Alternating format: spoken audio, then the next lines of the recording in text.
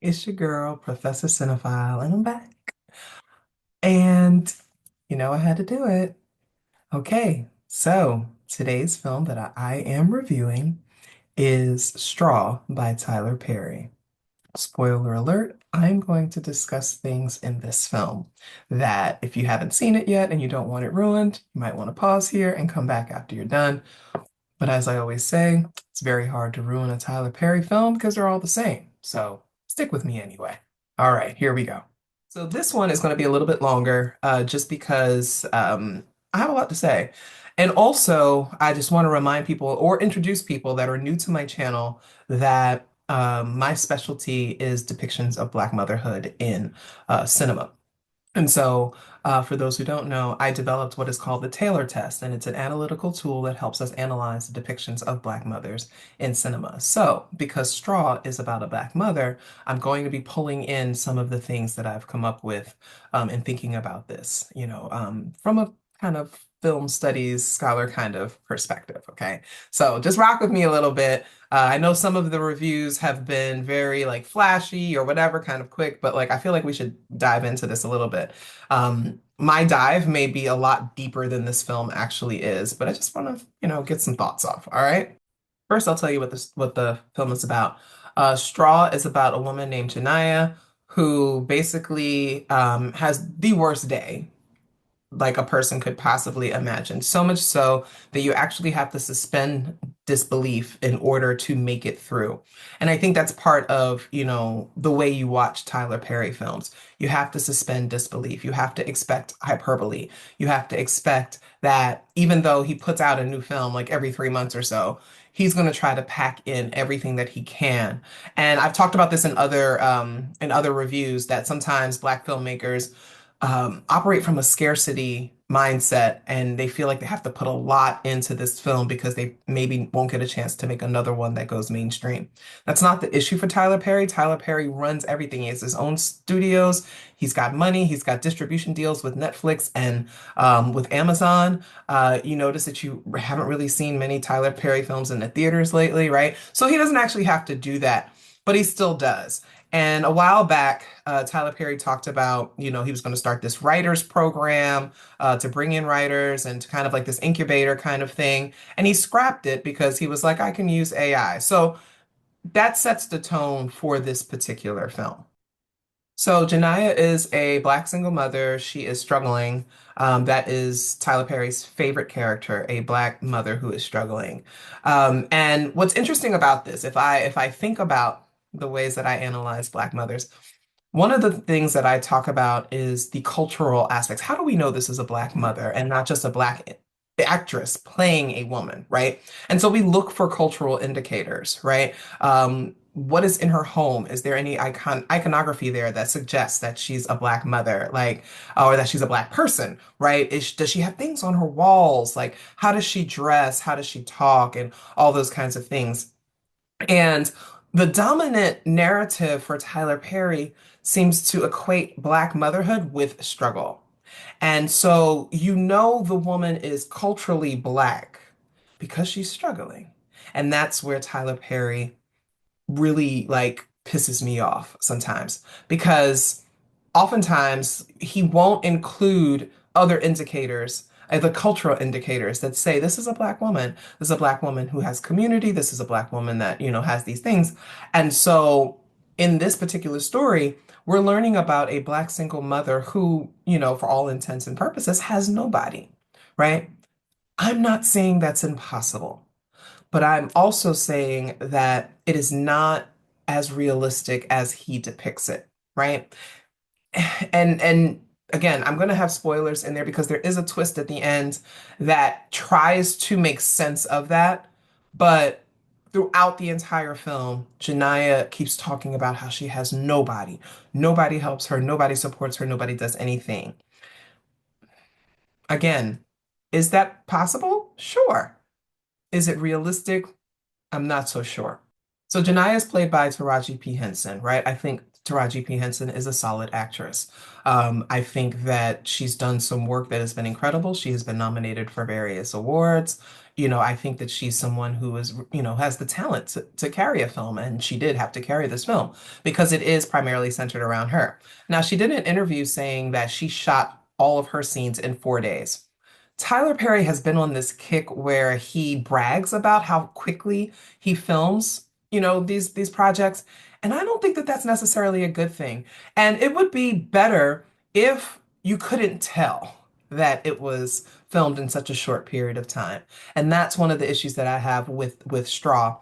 From a technical aspect, there are so many like instances of inconsistency. And again, I've said this before, but again, if you're new here, when we talk about inconsistency, we're talking about disconnects not only in the plot or the story, but in things like the editing and certain scenes. So for example, if you see someone huddled over someone and then in the next second they're like 100 feet away being pulled away by people, that's inconsistent. That doesn't make sense because that doesn't happen, right? Or when people are using certain props, right? So if you see somebody smoking and they pan away and come back and they're not smoking, and then they pan away and come back and then they're smoking again, that's an issue with inconsistency. And those are the kinds of things that get picked up when you have an editor who is kind of combing over those things and paying attention. Unfortunately, Tyler does not seem to invest much into the post editing of things. He wants to get these films out rapidly. And so in this film, there are significant inconsistencies, and it's distracting for someone who pays attention.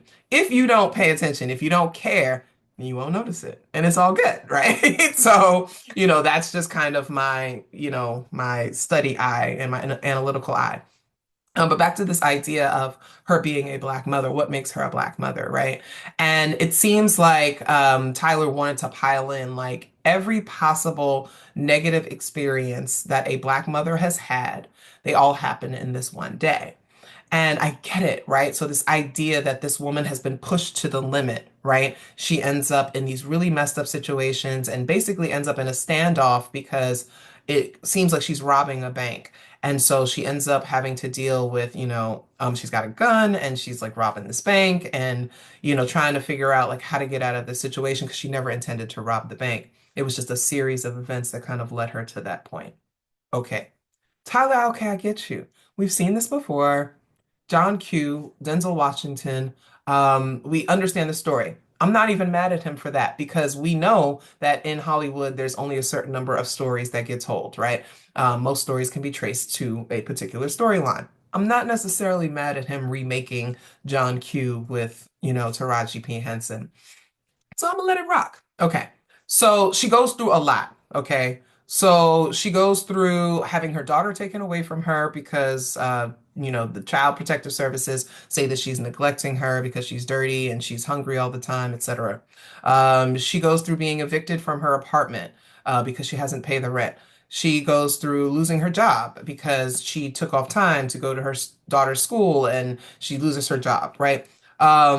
She ends up getting hit in a car by a police officer, and then her car gets towed and she's ticketed and all these like she ends up going trying to get her check and she ends up being robbed while she's getting her check. The guy comes in with a gun and is trying to rob the place. It's just all these things. Again, you have to suspend disbelief to accept that things would happen in the way that they did, right?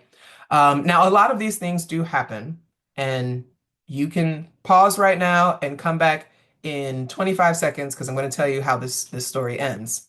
Okay. In the end, we find out that her daughter actually dies the day before and she snapped. This woman is actually in psychosis and she is struggling with, coping with that because it's not even registering with her that her daughter is dead. Okay. All right.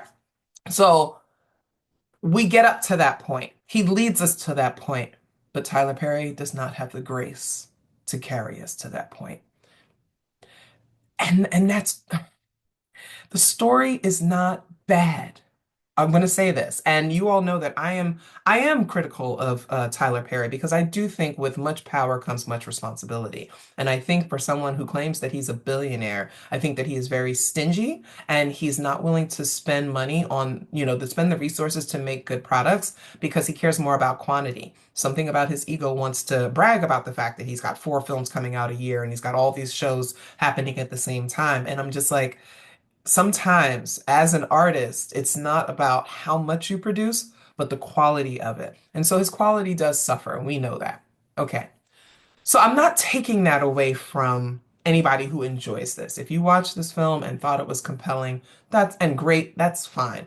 I will say that there were some solid performances there. Um, and again, when I talk about Tyler Perry, it is not all hate because he's not completely wrong to me. I do have some issues with kind of his approach to depicting blackness, particularly when it relates to black women, but he's not wrong all the time.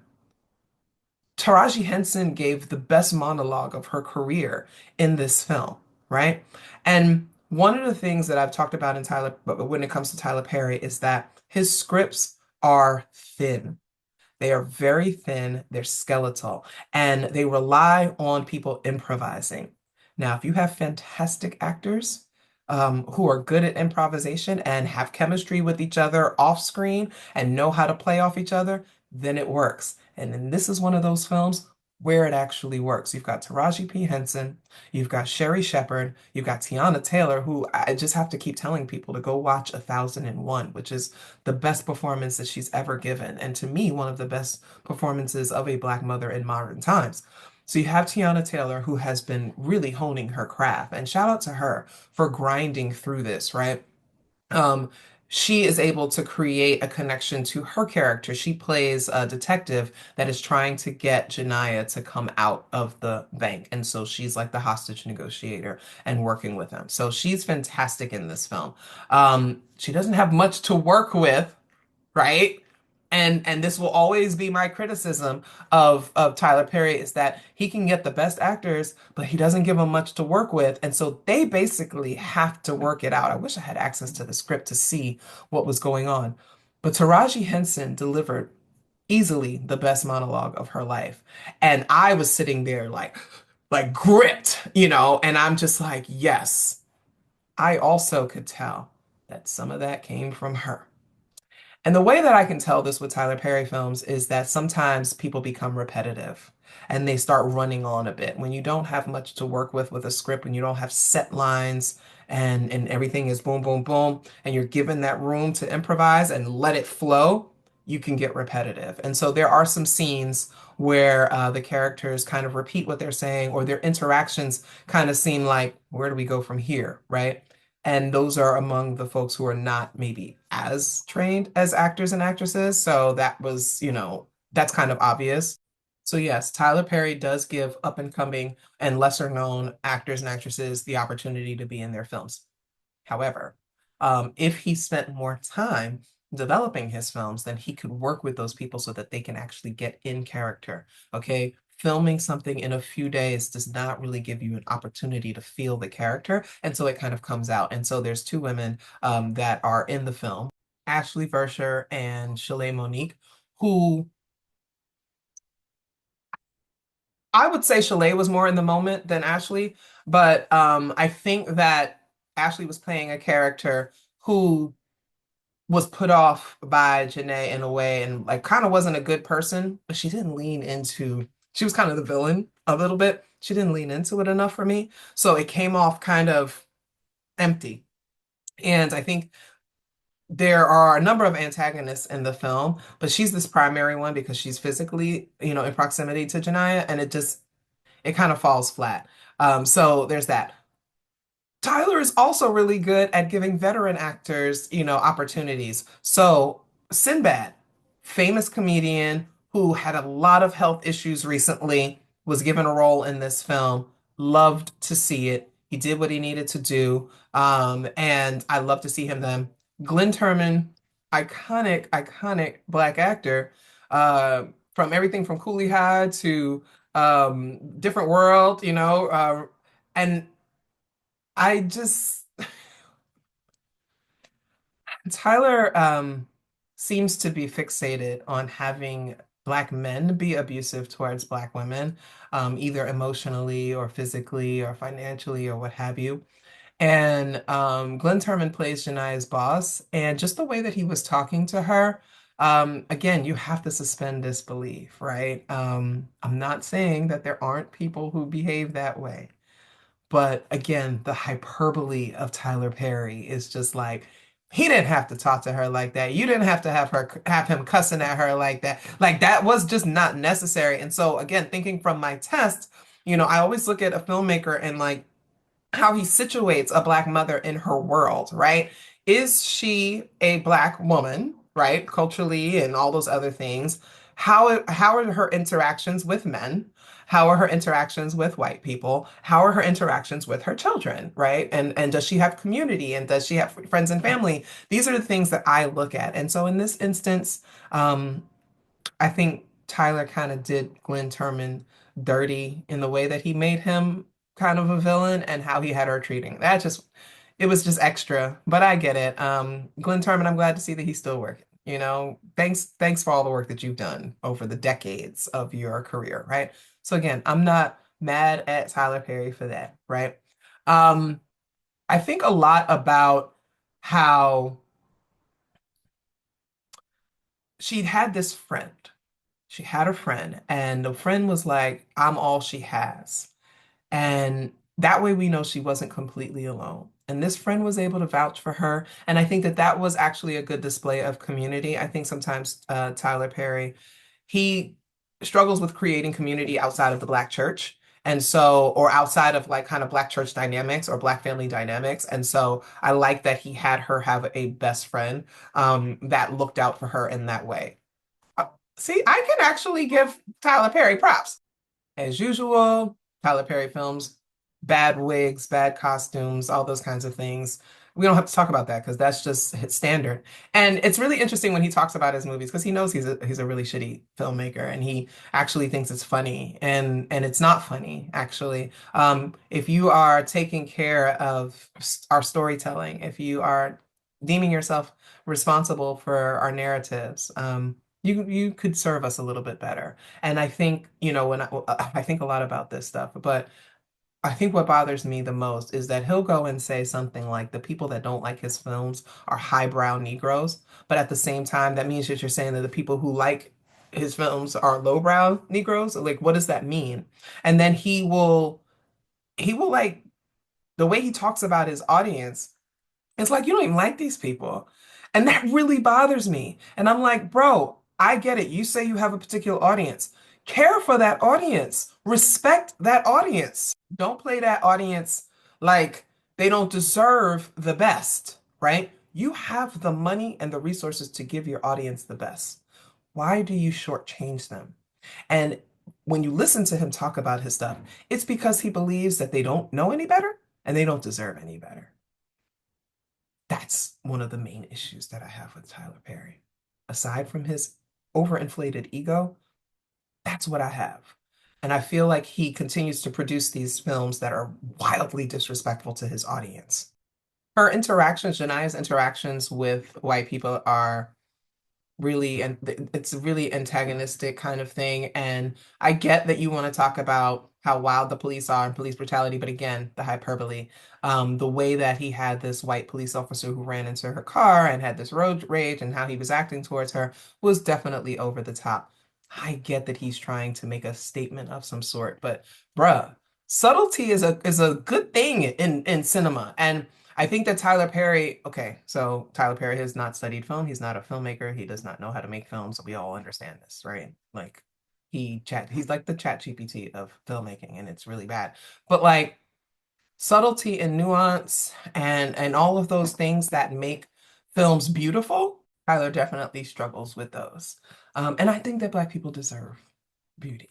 I think Black people deserve nuance and subtlety. They deserve the highs and lows.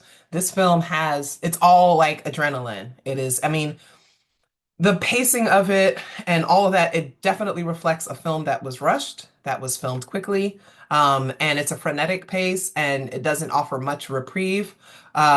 It's really interesting how he wants to tell a story that is so filled with so many messages. I was posting online, and one of the first things I thought was like it almost came across like one of those spoof films, like Don't Be a Menace to South Central while drinking your juice in the hood, or something like a scary movie where they spoof all of these other films and because they put everything into one. And that's how it was kind of feeling. So we learn that, again, ending spoiler, come back in a little bit if you don't want it. We learn that in reality, what we thought was her having the day from hell because she's just trying to do everything to take care of her daughter. We find out that her daughter passes away the day before and she snaps. And so, towards the end, there's a montage that kind of goes back over those scenes.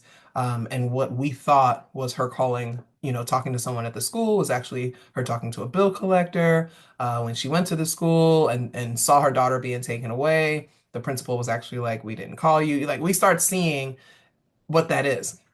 I don't want Tyler Perry anywhere near mental illness or psychiatric disabilities. I don't want him anywhere near trauma. I don't want him anywhere near psychosis because again, the sledgehammer of it. And I know what he was trying to do. I actually appreciated the twist. I do. He was trying to give us M. Night Shyamalan. I always mispronounce his name, and I don't mean to. I have a lot of issues with him too, and maybe I'll review one of his films too to show you all the issues that I have. So I feel like he was trying to go in that direction, which suggests to me that he's trying to maybe grow as a filmmaker. He's trying to think about those things, because we haven't really seen him do that in a film. And again, what I do appreciate is that he knows he can rely on Taraji to carry this film, and carry it she did. Somebody got at me, they're like, how you know he made it in 4 days? It was probably longer than that. Well, Taraji said that her scenes were all shot in 4 days because she was filming something else. Taraji is 95% of the scenes here. So there wasn't a whole lot more to record. And Tyler is known for these like breakneck frenetic schedules.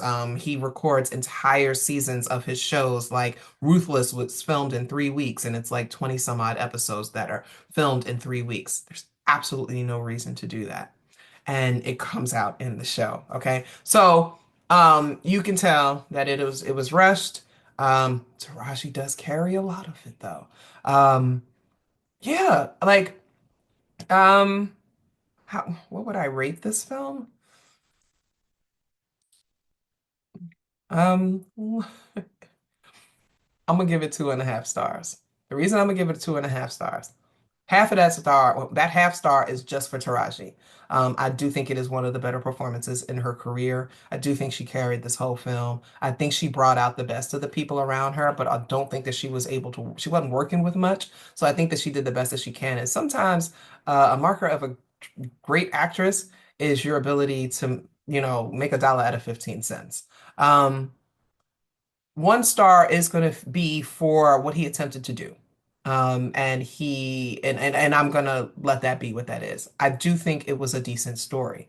I think it was terribly written, hardly written. I think that, all the technical issues that he had and all of the filmmaking issues that he had. So again, if you're not paying attention to that, it's not going to bother you. And that's fine. Again, I'm not saying anything about people that don't pick up on those things because you're not necessarily trained to, your eye isn't trained to analyze those things. That's fine. I'm just saying, like, it's distracting for me when I watch Tyler Perry films. He's not the only person that has the issue. So again, whatever.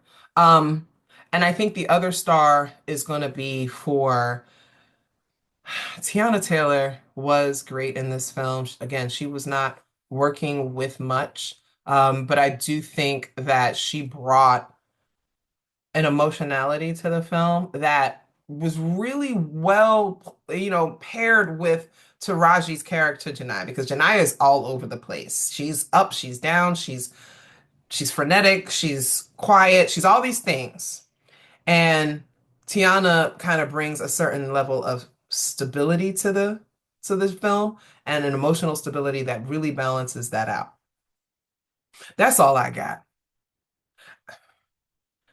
And I'm being generous. Um, and so if you're watching this and you are a Tyler Perry fan, you don't need to come for me. You really don't. Enjoy the film. Do what you want to do. You don't, people have been insulting me. One person was talking about I have green hair and it's probably dirt. Like, what is wrong with you? Like, I don't understand that. I need us to get back to the place where people are allowed to have opinions. They're allowed to disagree with other people's opinions, and they don't devolve into like those personal attacks. And what I think happened, and I said this before as well, is that when Tyler Perry made that statement about people not liking his films being highbrow Negroes, I think what he did was he gave permission to his fans to attack people that may criticize him. Um, I am from the school of Bell Hooks, who many people don't realize, was a film scholar, right? She did media scholarship. Like she has, media theories, film theories, and I used one of them actually when I was doing my work and kind of building my work. And what Bell Hooks said is that we have an obligation and we have the right to critique depictions of Black women in film if we find them to be problematic or harmful. And so when I engage Tyler Perry or Spike Lee happens to be my favorite director, but he be on his bullshit too, and has been called in about it, right? And he has recognized and he has said, I have not done the best job. And you know what he did? He brought in other writers. If you watch She's Gotta Have It the film and She's Gotta Have It the television show, you can tell that he stepped back and he brought in other writers to bring that to what it needed to be. That's humility. That is creativity. That's a marker of a true filmmaker. That's the marker of somebody who is trying to pass this on to the next generation. Tyler's ego does not allow him to do that. Not yet. And because he keeps getting these distribution deals, he's not okay, I'm not a big fan of being humbled or humility, all this stuff like that, but he has not been put in a position for him to say, yeah, maybe I should reconsider this. Because as many of the people were responding to me online were saying, well, you ain't got his money and you ain't making what he's making and he's number one on Netflix. Yeah, I don't understand that a show or a film could be number one on Netflix because somebody can watch it for 10 minutes and then turn the shit off. Like, and that's what I saw a lot of people doing. They were like, how's this? And they turned it off. So yeah, it's going to go to number one. And then you also look at like what it's being compared to. It's not really many other things that came out around the same time that would warrant a number one spot. So fine, you guys want to use being number one as indicative that it's a good film, then again, perhaps you are not at like not where you need to be to have these conversations, right? Again, I'm not, and I'm not coming at you. And this is a little bit different than how I usually do my reviews because I don't normally engage with the audience in this way. But I think it's important because the discourses that happen around every time Tyler Perry drops a new project really reveal a lot of divisions within our communities and not only just in our opinion and what we like or whatever, but also our media literacy. And that's okay. Like I've studied this, I have a PhD studying it, right? So like, I call myself Professor Cinephile because I think about these things in this way. And my hope is that I can kind of just shine a light on some of these things that maybe other people hadn't considered. And there are a lot of people who are not willing to listen to that kind of thing. And so people have been attacking me and have been coming at me sideways because I'm just like, this is not the best film, you know? We need to stop that. We need to remember before all this social media and groupthink and all of this kind of stuff, and people became stans and want to call your job and get you fired because you said something negative about their favorite. We need to get back to remembering that people are allowed to have different opinions. As Bell Hooks says, we are allowed to have an oppositional gaze, and I'm allowed to watch Tyler Perry films, especially those that depict Black mothers, and I'm allowed to critique them as somebody who developed the first analytical tool specifically for analyzing the depictions of Black women in cinema. Okay, that is what I do. People ask me, why do you care? Why are you watching? Well, because that's what I do. And I understand that some people may not understand the work of scholars, the work of PhDs, those kinds of things. It's kind of what I do. And that's why I'm here. I make these videos to try to distill those things. Um, I watch everything that Tyler Perry does. I do. I can't criticize something or critique or analyze things that I don't consume. Um, I think Tyler Perry is best when he is in drag and he is doing stage shows and he has amazing comedic timing. Um, I don't think he's that great when he tries to be a serious filmmaker. So that's what I think. So yeah, 2.5 hearts for Straw. I think Taraji gives one of the best performances she ever had. I do think that her monologue, and you'll know it when you see it, her monologue is the best of her career. I think Sherry Shepherd offered a little more than what she usually does. We don't usually see Sherry Shepherd in these kinds of roles. And I think that Teyana Taylor was essential in this way. The script is terrible and technical things and consistency is terrible and how he gets from the beginning to the end is not that great. But shout out to him. Oh, and part of the 2.5 Hearts is definitely, shout out to him for giving some of our iconic people the opportunity to work. But with that said, I want us to stop thinking that, oh, because he gives people jobs, that he's somehow a great person. He has a storied history of exploiting writers and workers and, that kind of thing. So, all right. So let me know what you think in the comments. If this is your first time here, subscribe, go back and watch some of my other videos, and I'll see you in the next one.